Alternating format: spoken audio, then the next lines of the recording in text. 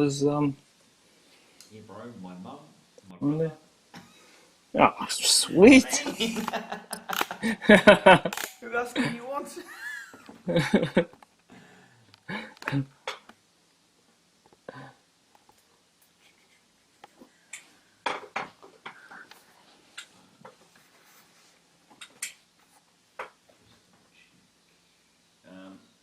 going to do with this one?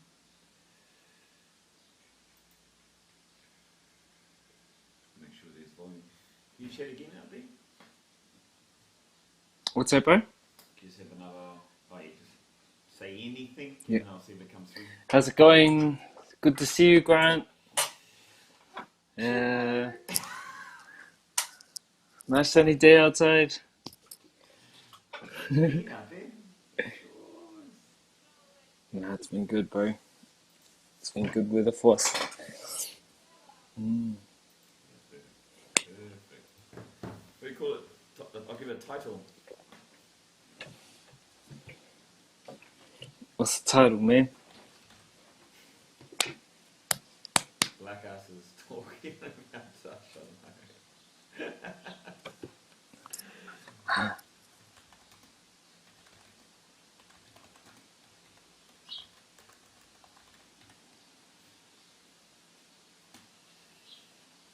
Cool. Put you down as like Touch Talk with Noel Edmonds, Galaxy Touch from Galaxy Touch. Yeah, bro. Yeah.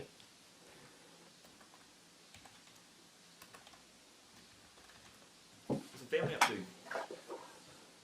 Oh, so my big boy just got home from work, and yeah, next, and then the young one, she's just hanging out. I just maybe sent her to the room, bro, so she don't interrupt.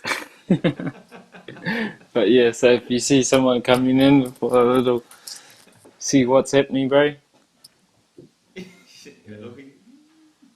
Yeah, hold up. You know, Kaya had her first day at school today, so she's back. Yeah. How was that? Oh, she actually stays at school, bro, because they had like a bit of a welcoming. So she's in the Māori unit, and they do a lot of those I suppose procedures, and then they have like a live-in, so they stay over and they practice for their kapaka, and they go to Polyfest. It's like that big festival, eh? So yeah, bro, she's busy with that. Mm.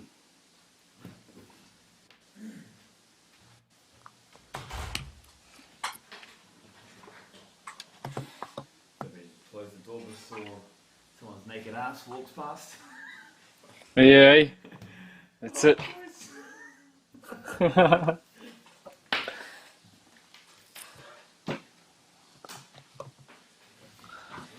more thing, last thing, right? Yeah, all good, bro.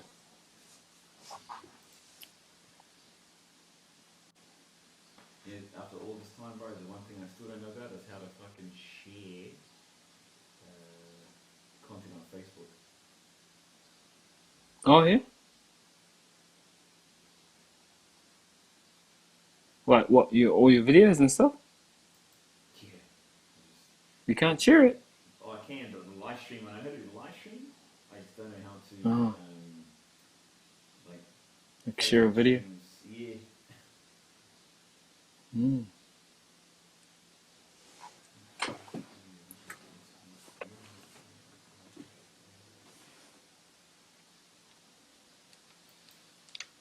Let's see, is this how to do it?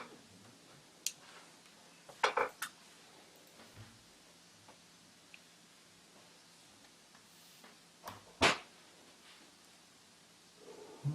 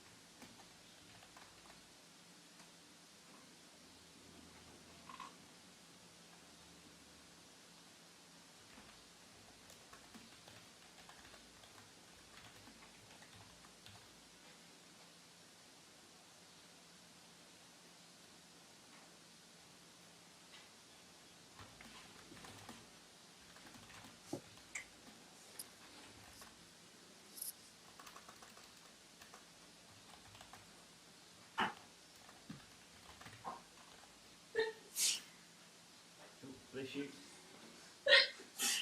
Bless you again. Oh, there you go. Good volume, bro. All right. Shoo! Jeez. Yeah, sorry, bro. That's the background. That's the family.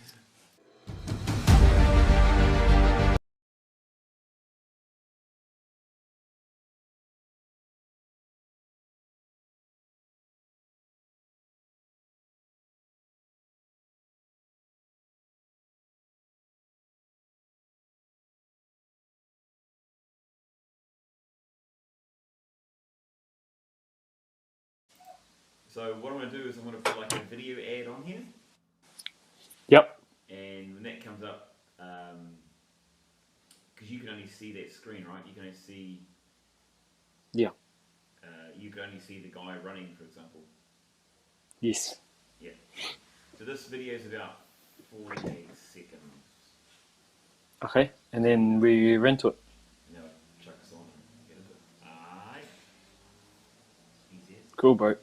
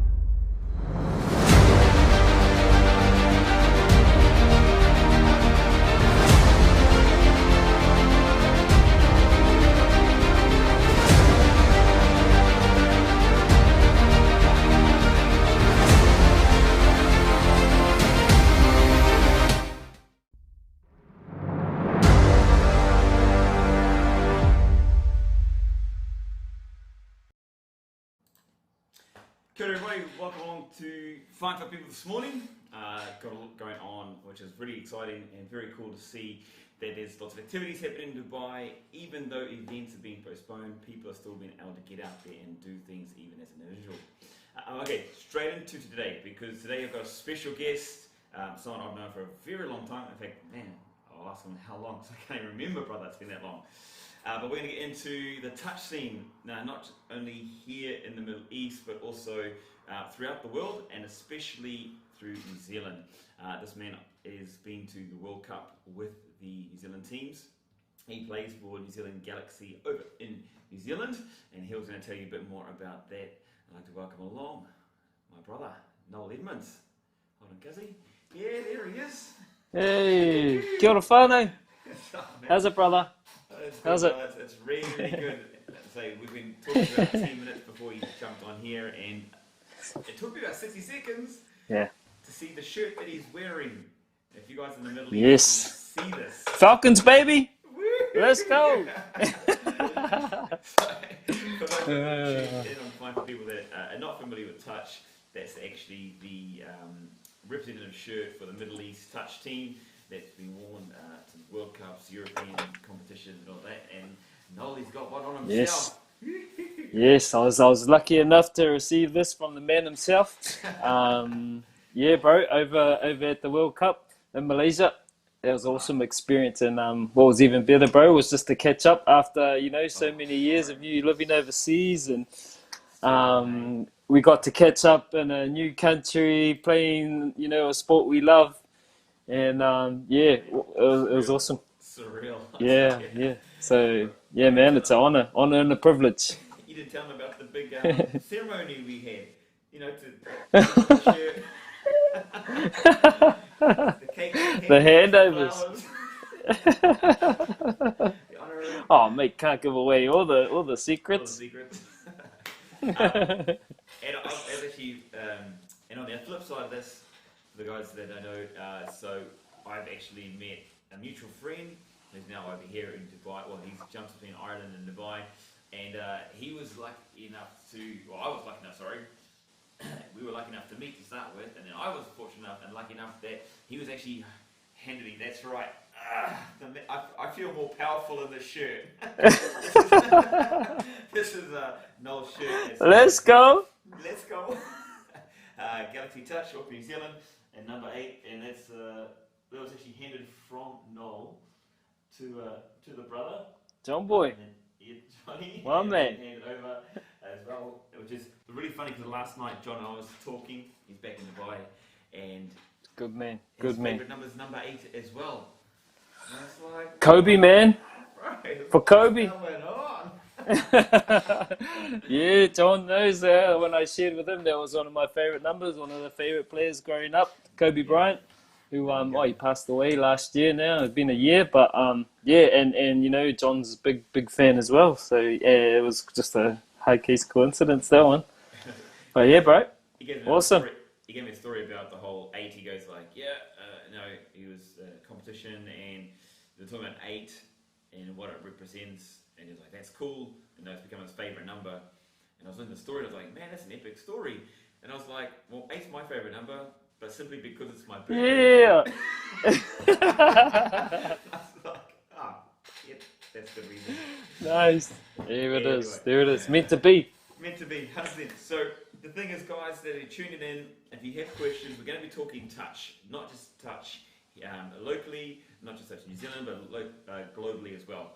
And so I thought what we could do is start with giving people a bit of understanding, first of all, about you, touch, and Galaxy Touch. Cool, man. Yeah.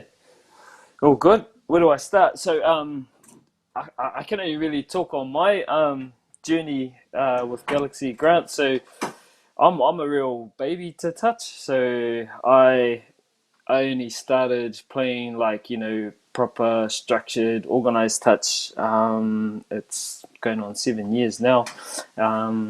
So yeah, I'm really I suppose early in my learning. I joined Galaxy along with one of my mates, and yeah, that was in 2015 that season. So yeah, going on 7 seasons now with the club. But it's been awesome, man. They've taught me pretty much everything I know about the game. When I was younger and growing up, you know, growing up was all about rugby actually. So touch was kind of touch was just the thing we did in the playground and in summer. But it was all about rugby growing up. So I really got into the game late. I was pretty focused on the rugby union. But I'm really glad I found it, bro. Yeah. You're actually a star too. He's a humble man. Holy heck. Humble. And he's done a lot of representative rugby as well. So he's a bit of star rugby player. Oh. Bro, I remember watching. Mate, I don't know if you can call me I don't know if you can call me a star, bro, because I think I tried hard, and that was always the goal, you know. Thank you, bro. You know, we always tried hard, and I think it was like everyone who had those dreams, when you were young, like, oh yeah, want to be an All Black. That's me, and then you know you get caught in that, and you get focused on, you know, wanting to do your best, and try and make as many teams as you can, and you know, growing up in NZ, like there's so many people that are on that same journey.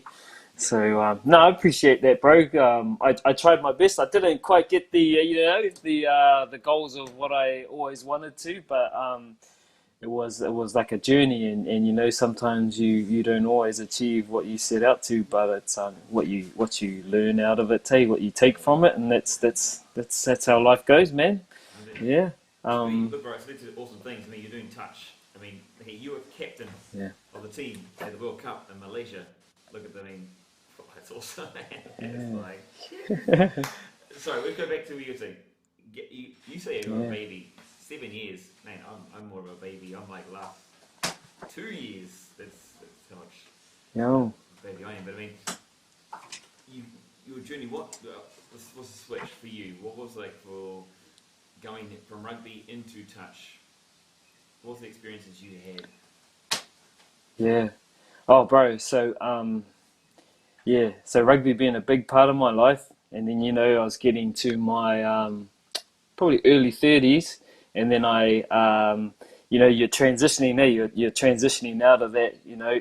Leaving behind the dreams and aspirations of trying to be that pro rugby player anymore. Yeah. So when you put that to bed, it's actually a bit of like, oh, what's next? And I had a couple of years there where, and you would know, bro, you were part of this as well, where we were on a bit of a golf journey and trying to find ourselves. So, I mean, I'd rope you around for a hit every now and again back here in You're NZ. dead, bro. So, Piss me off every yeah, time. bring the old man out and, go and hit some golf balls and get angry at at yourself. So that I mean that's just I suppose more the life journey and so just trying to find things to keep active. Got into the CrossFit and fitness has always been big for us, bro? Like for myself and you, like that's where we first met in the fitness industry through Les Mills. And like to answer your question, bro, go back to I think 2005 is when I started at Les Mills, and you were already there. So um, I think it was around that. So going back 16 odd years now. So it's a long time, man. But that's I suppose for me when I left rugby, it was just trying to find something that I could get into and just stay active and give myself, I suppose, purpose other than obviously family and our kids. Sport's always been big, for me and I suppose for you too, bro. Like especially the fitness aspect. And I've always liked playing, bro, playing things and challenging myself and doing, different skills and that competitive nature, that's in us to just really, want to win. I don't even know why, but you just want to win everything, Always whatever it has, is. always So that's will. always there, yeah. And so, bro, after trying to you're just dabbling with a whole lot of stuff. I even had a go at cricket, bro. I used to play back at high school, and tried to have another go at cricket, and it just took too long, bro. It was too long, too much time away from family.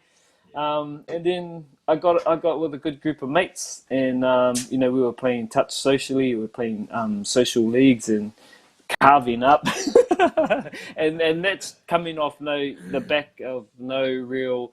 The last time I would have played touch was back at high school, so we were it was like a man like a 20-year gap between playing structured organized touch. So that was it was just funny. It was just fun to keep active. They and we were playing like different comps. Like we would play this. It's like another version of touch called Turbo Touch. I don't know if you have it in. Do you have Turbo over there? Definitely not over In here. your way, Dubai? It's usually Yeah. training So things, yeah. yeah, bro. So we were just doing like that as well when we would just play, and then we'd win little like little comps, social comps, and things like that. Um, and what I found was like I would just try and tell myself to say yes to being involved in all these competitions and that. And then one of my mates, his name is Nat Gel, by the way, and he like wanted to go a bit more of a serious line and actually try to learn a bit more and so he we were playing in one of the local touch comps here and we actually played Galaxy in a cross pool comp, bro. So we were the B division.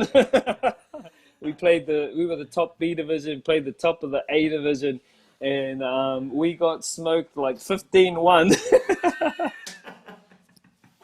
in a game against Galaxy at the time. And they were sharp. And Peter Walters was obviously still involved in playing and carving up. And my mate went and approached him. And and he said, "What does he need to do to join the club and be a part of it?" And things kind of went from there. So my mate went, and naturally he asked me again. and I was trying not to say no, so I said yes, and bro, that's how the journey started Wow. with Galaxy. Yeah, With the goat so went yourself. in like with the goat, yeah, straight in. Yeah, with the greatest ever to do it, and bro, it was just such a massive learning curve. Eh? Like, there's touch that we play, and then there's touch, and like and it was like just a whole nother game, man. Sorry to cut you off for 2 seconds. Can you Yeah, explain to man. people the social touch scene in New Zealand? I mean, the real social touch. I'm talking about backyard, down Okay. the park. Yes, yes.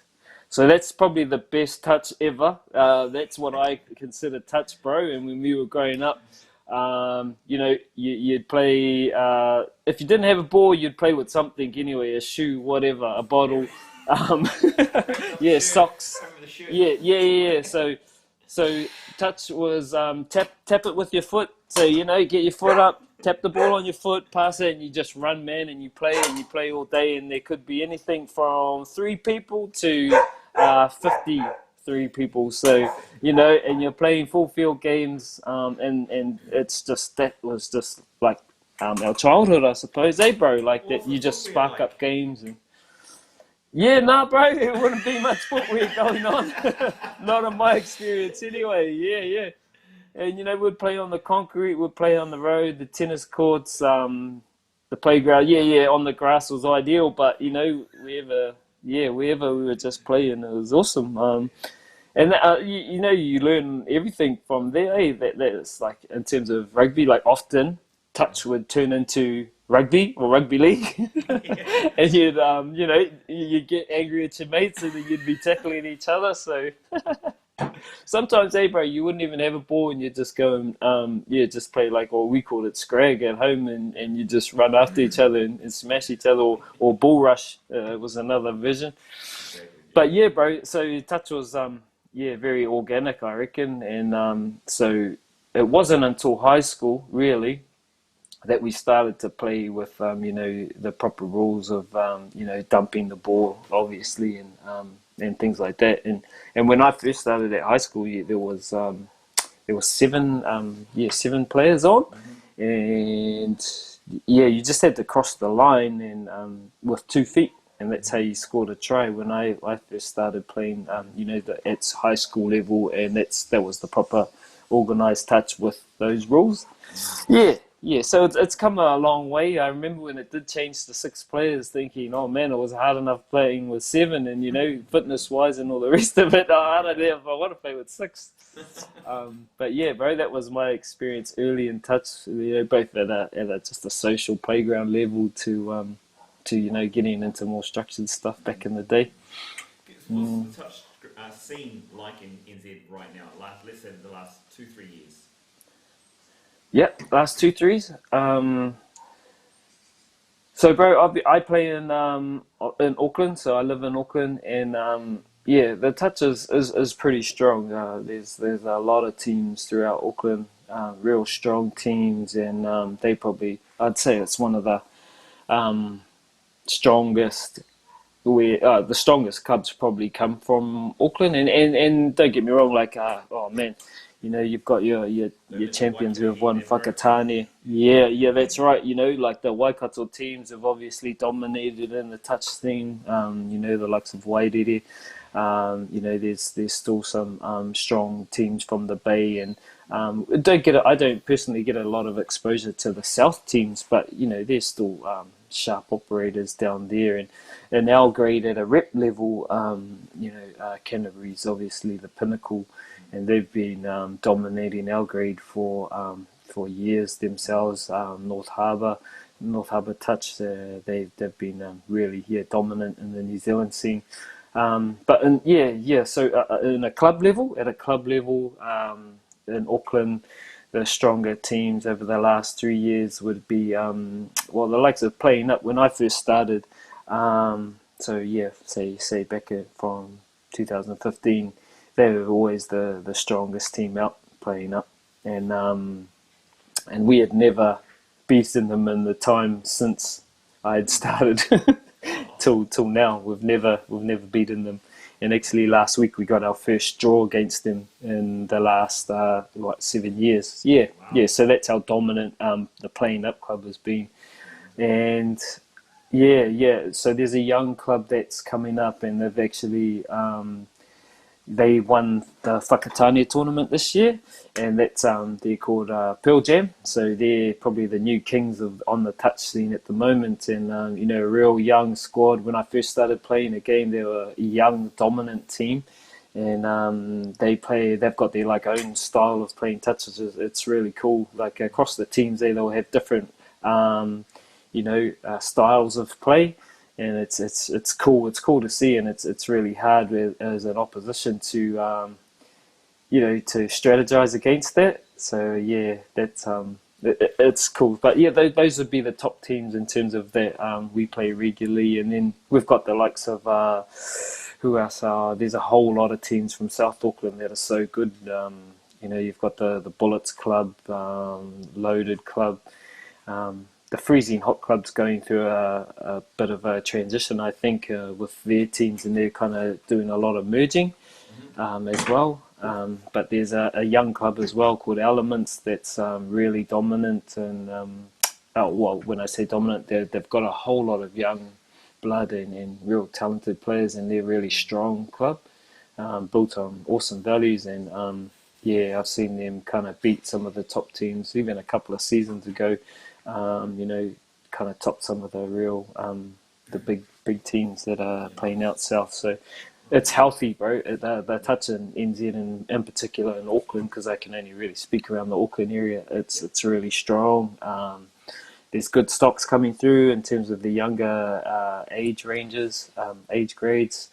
And when you go further, yeah.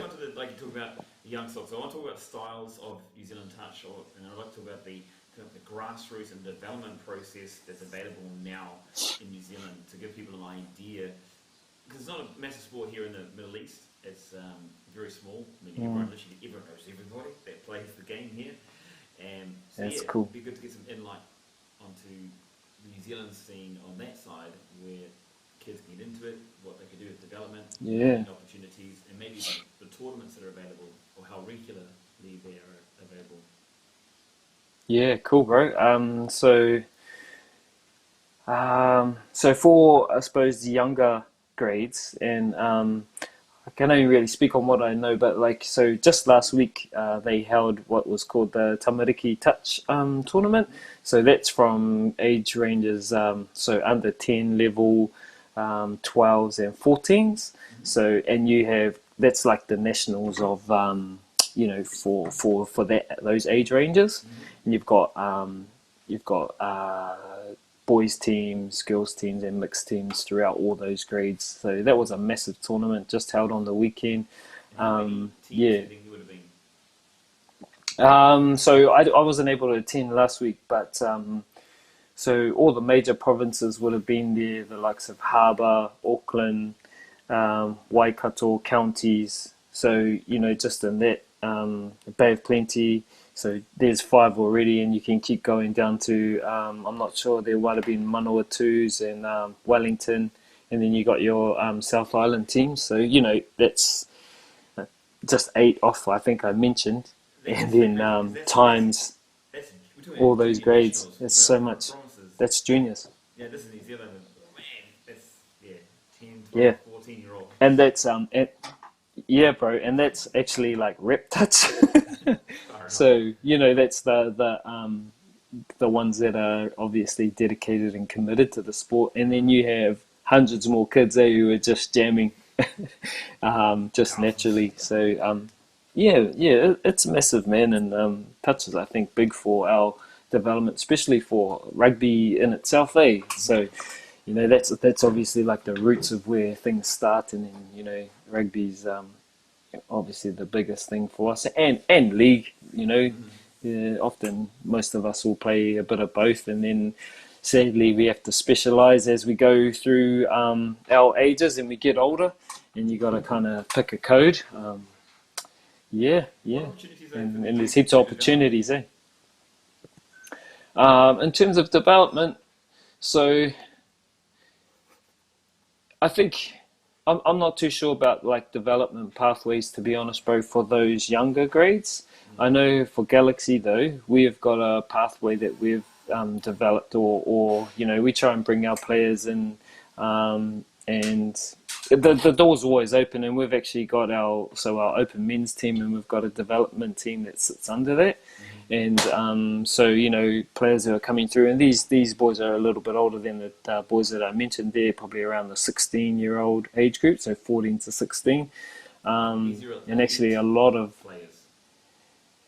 these are our development boys. Okay. Yeah, that are coming through. So our opens team or our elite team, they would be actually because we're really young at the moment, bro. We've gone through a big change in our Galaxy team where we've gone through probably being quite dominant over the years to now being in a transition to a rebuild phase, and so we've pretty much gone from scratch, and we've had a lot of over 30 players in probably the last 3 years that have kind of held the team up while we're rebuilding, and then the makeup of our team now is predominantly under 20. So when we went down to the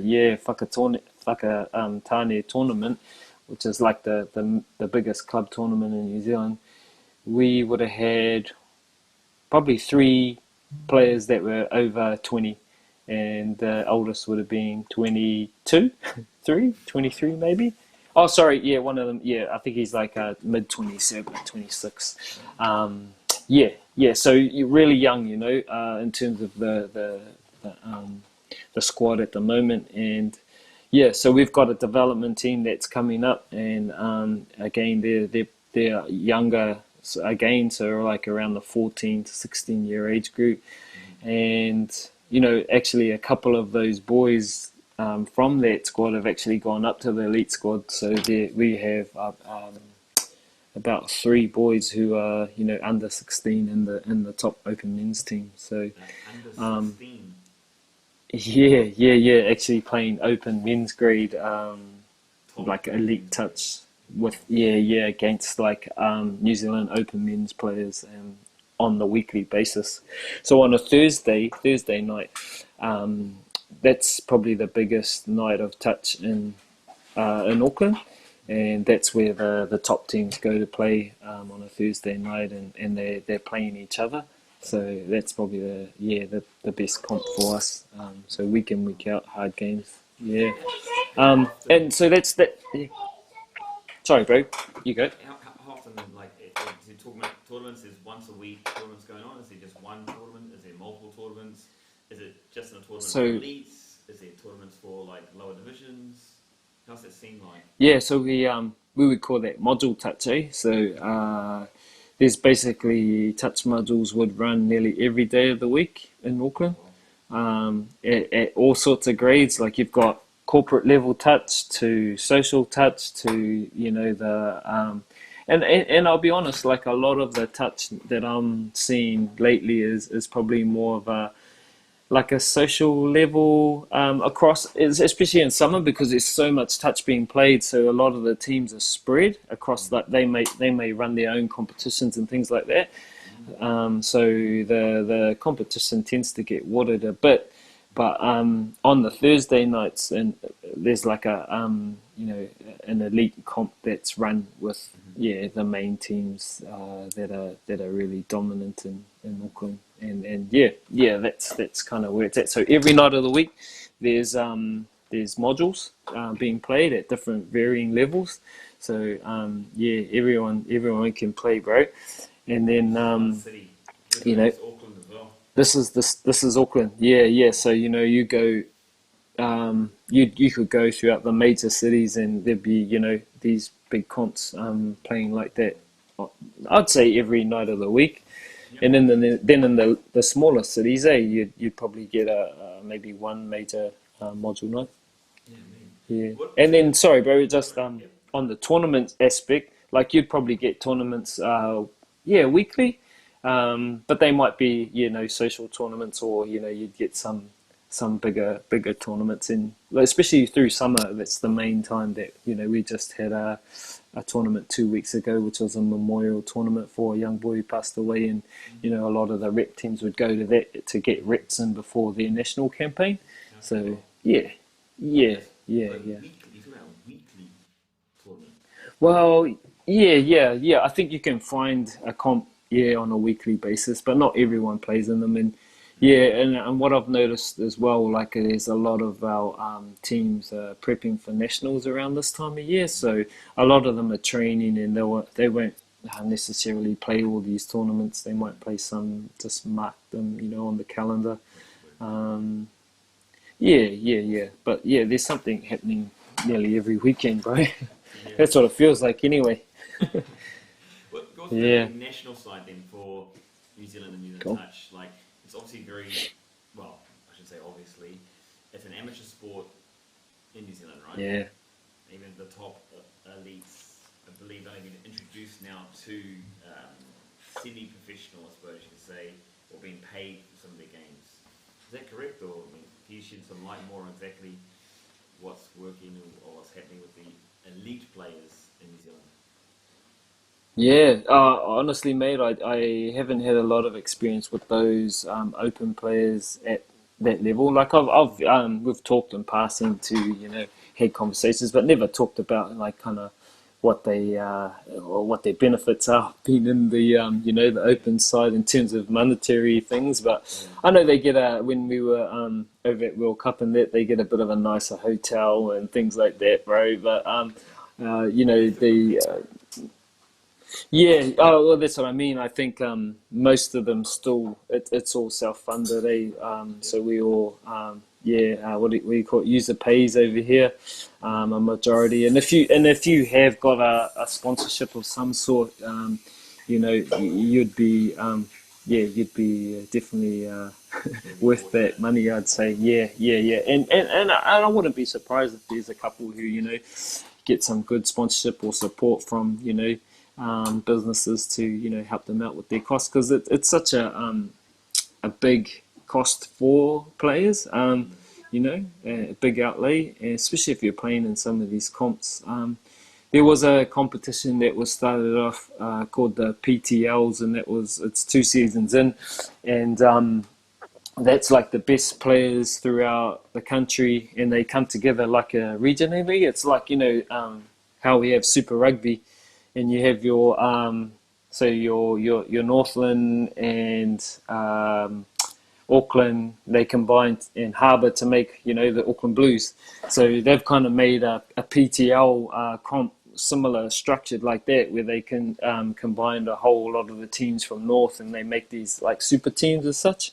And that comp is one that I know has had a bit of funding behind it. So I think some of the boys, like all their uniform costs and that are free. There's no fee outlay for the tournaments and stuff. So, Okay. they can just attend.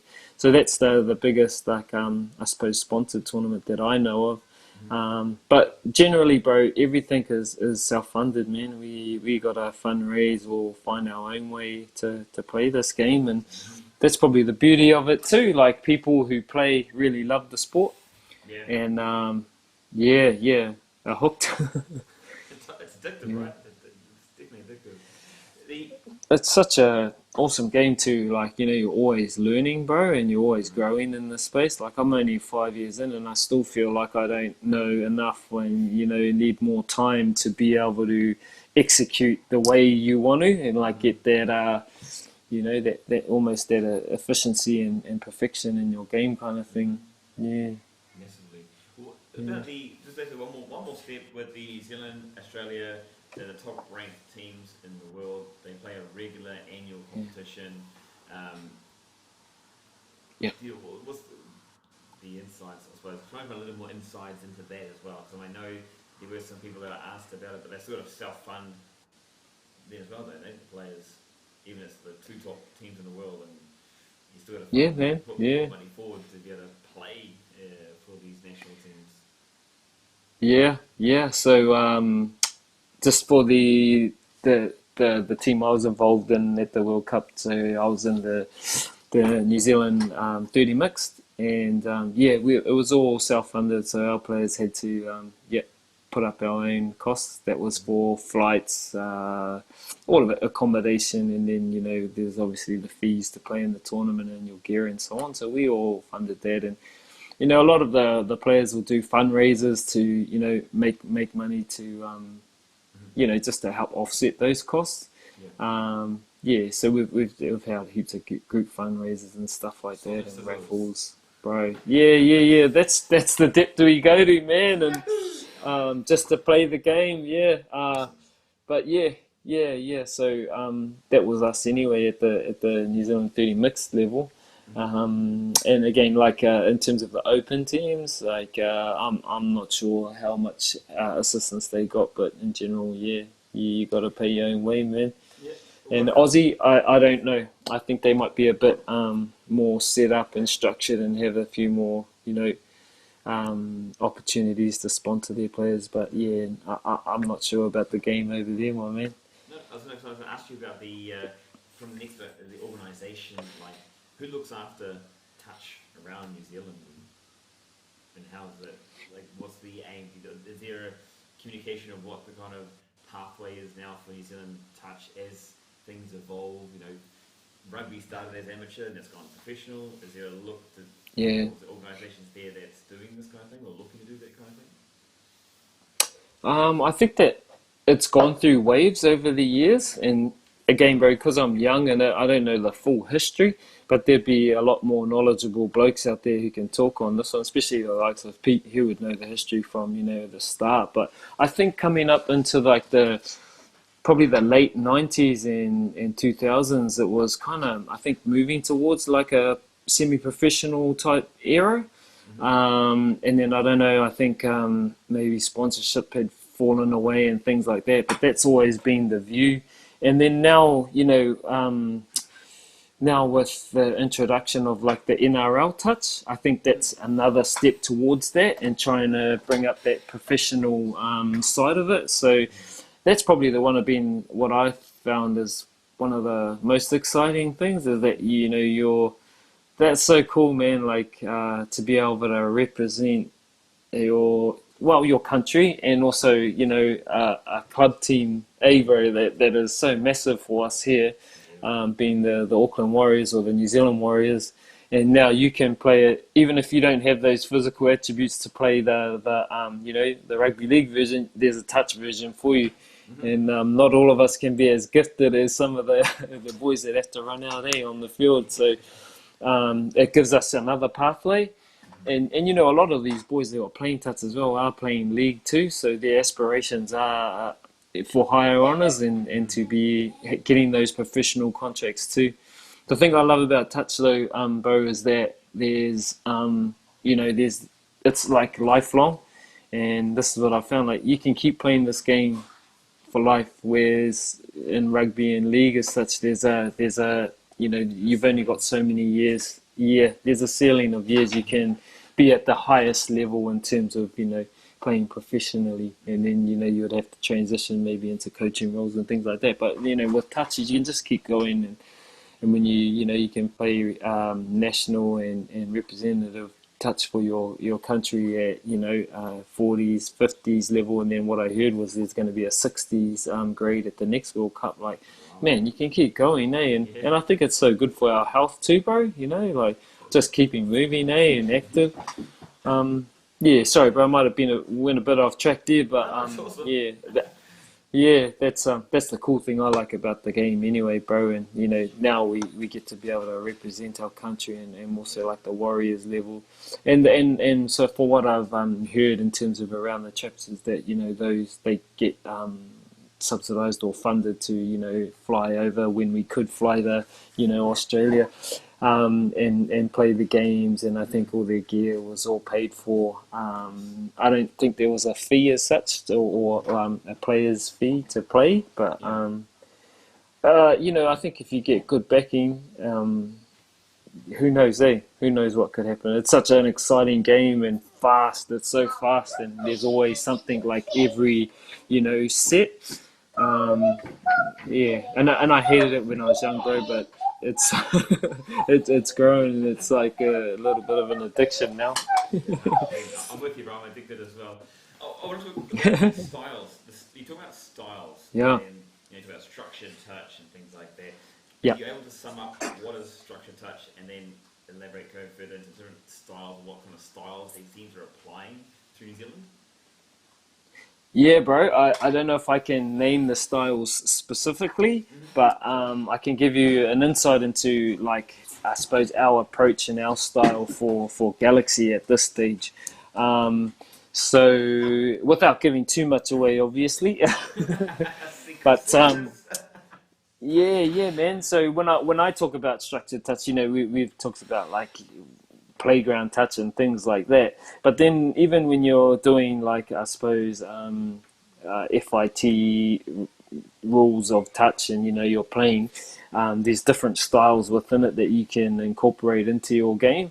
And Galaxy touches, traditionally quite structured. We'll have a boxing pattern as such, and we would drill that, and then we'd have things that we do when we transition our teams onto the field, and then we have certain defensive policies that we follow and we implement. So we can force passes a certain way and give ourselves the best chance to stop tries. So that's what I would say when we talk about structured touch. We're looking at, you would have these different policies in place, and in your squad or in your team. And obviously then on the attacking end, you would have go-to moves or plays that you would draw with your team that are able to obviously get you those points that you needed to win the game. And I suppose with the different styles, there's lots of different ways you can do that. Yeah. One more thing, the play into a structure as well. Do you look at the skill set of a player in a different position, Yeah. like if a certain structures at different points during the game? Do you look at, okay, want this player at that point, that place, to do this particular skill move, whether it be whether during the drive, or whether it be set up for a line attack, or whether it be for a final pass, or do you have, like, do you go that in depth Yeah, with the structure? definitely, bro. Like, that's the levels you'll get to when so you might identify key strike players, eh? Yeah, I think you might have been one of those strike players, bro, in your team. I seen you. Strike out, strike out. Yeah, man, I seen you on the ball quite a bit, so I think you you might know. But yeah, you'll definitely have your, like, you have your key strike weapons, in the team, and you try and get them on the ball or in situations that they're really good at, and that's got to be identified at training. So those who have the higher success rates of either finishing tries or doing certain plays, you'd run certain moves that they would be on the ball, or creating opportunities. And that's what all smart teams would do. But I mean, for us at Galaxy, and and then you've got your different other teams. They'll have their different styles of play. What I've noticed, I'll talk on us, and then I can probably mention some of the other teams and just how different it is. So for us at this stage, we're a very young team in Galaxy. So maybe in comparison to other teams, our IQ may not be as high because we haven't had as many years in experience as the others have, as other more seasoned teams. But for us, we're really young and we're really fit and we're really, like, got some fast players. So we have to utilize those aspects, of what's in front of us, and we try and play a fast style of touch where there's we just try and play and kind of outgrind teams, and that's probably a bit of a philosophy in our team at the moment, because we've got a lot of fit boys. We use, like, the Bronco test as a measure of kind of where people's levels are at for the fitness, and there's a good timers under 5 minutes if you can get there. And there's a couple of boys in our squad which are 15 years old, What? 15, 16. Yeah, and they're under that 5 minute mark, mate. Like one of them is getting like 4:30s, which is, that's close to a Bowden Barrett level of fitness. Yeah, yeah, yeah, yeah. So if you look into that, you gotta take it for what it is. Now, he might not be strong as some of these other boys, but he's gonna stay with you the whole 40 minutes, and he's not going to burn out, and you can keep it on for a long time, and he's probably going to make a lot of touches. So it's just utilizing for us, and I suppose all teams, what your players you've got, what their skill sets are, and understanding that is probably the biggest thing for your team. And then just trying to play a style that suits you. So that's us anyway. That's what we're trying to do with our young boys, and it's just starting to kind of click. Yeah, we're trying to play a fast game, and we're starting to get some real good development through our boys where their IQ is really picking up, and we're starting to get some good strike. Defense is always tough because with such good attackers and you're playing them all the time, week in, week out, you just can get carved even if you do the right things. So, that's a big focus for us too, is just being better defensively and, have our understanding and our communications up. But it's always a process. You're just like on it all the time. And, Is there a more that's where we're at anyway. common style that New Zealand touch goes towards? Because like when I look at it, like everyone likes to have a bit of flair, the fancy footwork kind of thing. Yeah.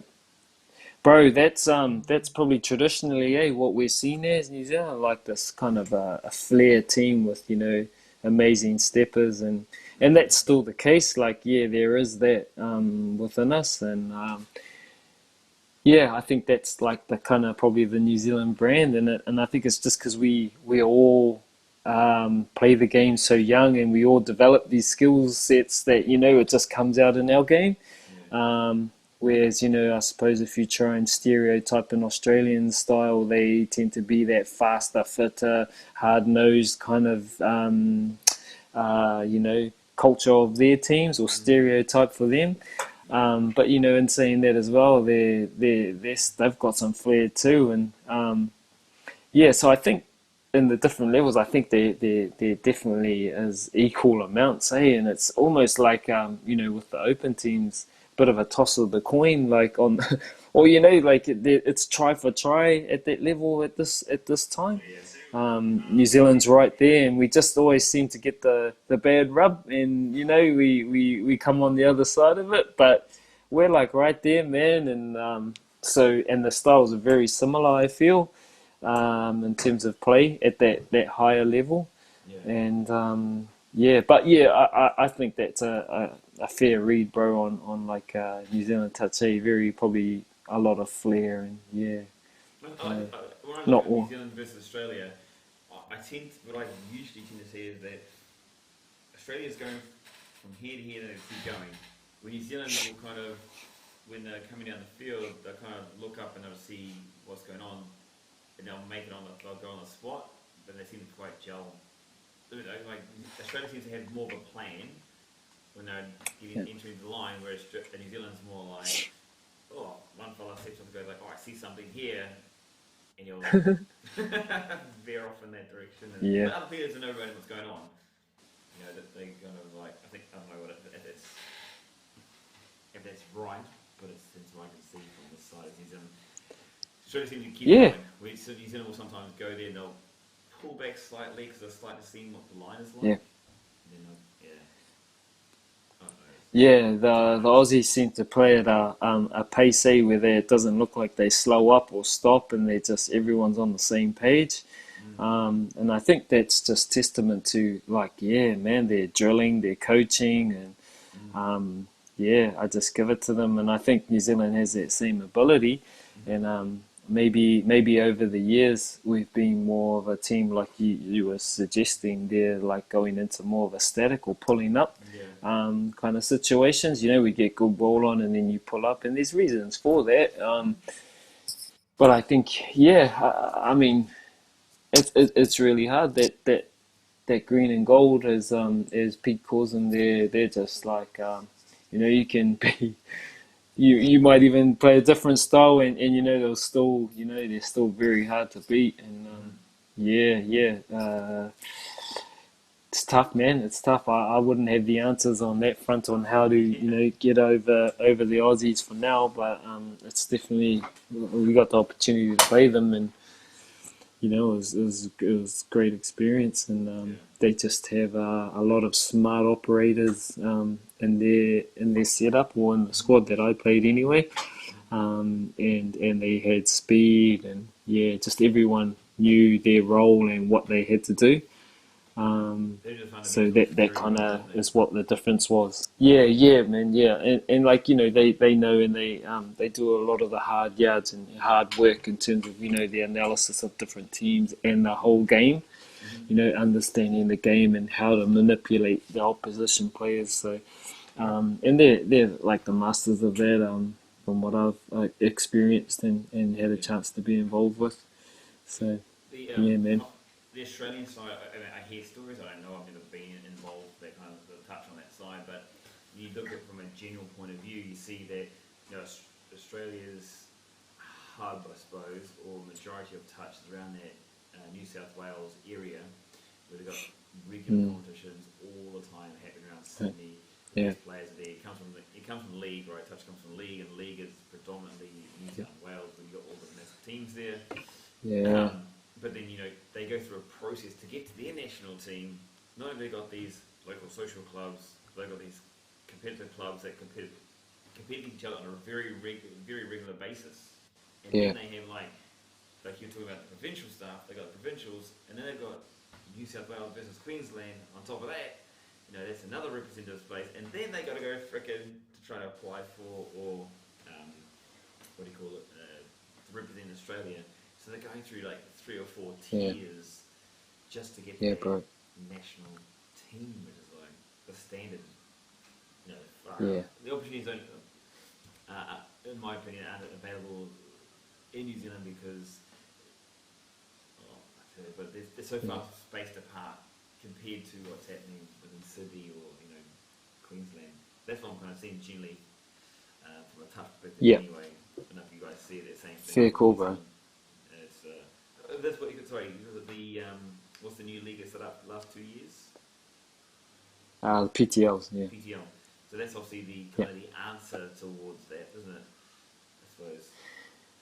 Yeah, man. I think that's one of the strategies that Touch New Zealand's put in place to kind of shut that gap. And but yeah, bro, just what you've mentioned, the structure of Australian touch. There's so much touch there that they can play, and the other thing is it's year round. They play all year round. They're playing quality touch.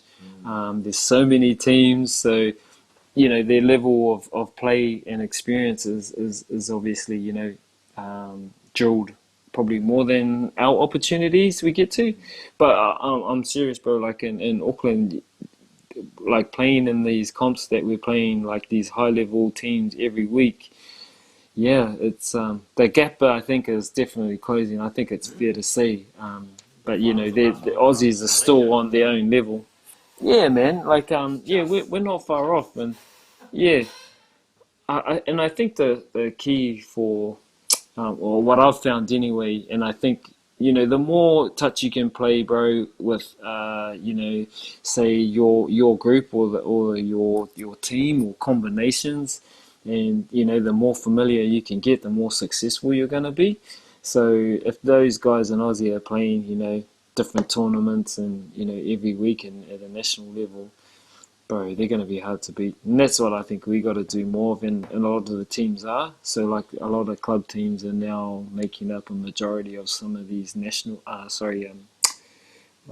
national teams that we go to, in terms of represent Auckland, and a lot of them are from the same club kind of thing. So yeah, that's kind of what I think we got to do to really match, or because it's that understanding between players that is key, and your plays and so on. If you get too many people from different teams, it's harder to gel.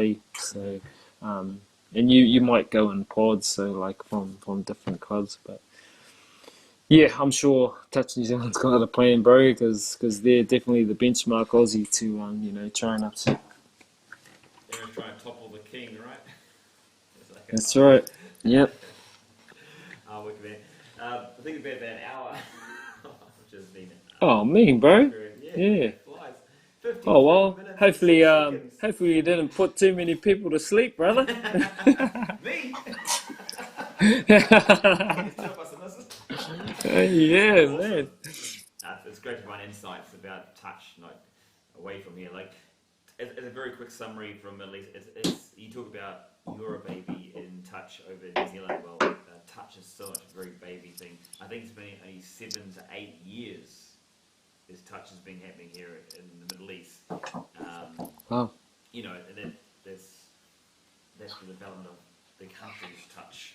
That's where we're at. Yeah, yeah. It's awesome because like over here, it's a development stage. There's a big learning curve going on, but there's more and more people getting addicted, and especially for a country that's not rugby obsessed, not league obsessed. There is rugby league here, but it's very small in comparison to what's happening over in those countries. But it's also that's why I want to get you on board and have a look and have a chat, because to have more inspiration and just realization of what's here and what's else, and what the potential is, and the excitement of that potential as well. So, cheers for that, brother. Awesome. Thanks, bro. Awesome, bro. Yeah, nah. Thanks for having me on, and it's been cool, man. It's been cool to just yarn about touch. Yeah. Thanks, Mum. Thanks for listening to us. What we'll do, bros, we'll get you for an online coaching session. And we talked about before, we could have you take it to the team, talk to the team about cool, man. some strategies and stuff like that, and just give them a bit more insight into something maybe they can help develop their game, their skill, or hard out. What they can look forward to, what we can introduce over here in the near future, or maybe the distant future. Yeah. Would love to, bro. And I think you guys are doing some awesome stuff over there, bro. You've got some good visions of the game, and like in terms of the development of the game, and you're going to different levels, like with the filming of games, and like if people can get hold of footage and then see what they're doing and be able to make adjustments from there, that's how they're going to get better. And the more success that you get in doing something, the more you're like, oh yeah, this is cool, and more enjoyment you're getting, and then you just develop so much more. And that, like I said, bro, this game you can play for the rest of your life if you really want to. And you can. The other cool thing, you can play with people younger than you. You can play with kids, older people. Your wives, your partners, whatever. But it's one of the most inclusive games that you can play, really. And it's fun, bro. And yeah, if the more people get into it and they find that same passion for it, the better, I think, for not just the game, but just health, yeah, man, and just keeping well, and that social aspect, of this is why we should really be doing things, is just to connect, and yeah, man, have a laugh, and have some banter, bro. Get in each other's faces and tell them how stick they are. Rip them to pieces, and then you pick them up and give them a hug. I love it. It's an Auckland, bro. Oh, sorry, mate. Awesome, man. Awesome.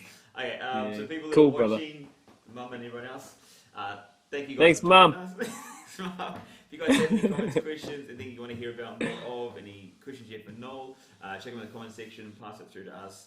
For the guys under Fine for People Touch, FFP Touch. Thank you to the sponsors, AGMC, for supporting what we're doing with Touch here in the region. Thank you to Middle East Touch as well. Always a pleasure. And you can see the brother Noel is representing Middle East Touch with the Falcon shirt on. Let's go, Falcons! Yeah, baby! Shirt, 30 days a month, 365 days to switch it inside out.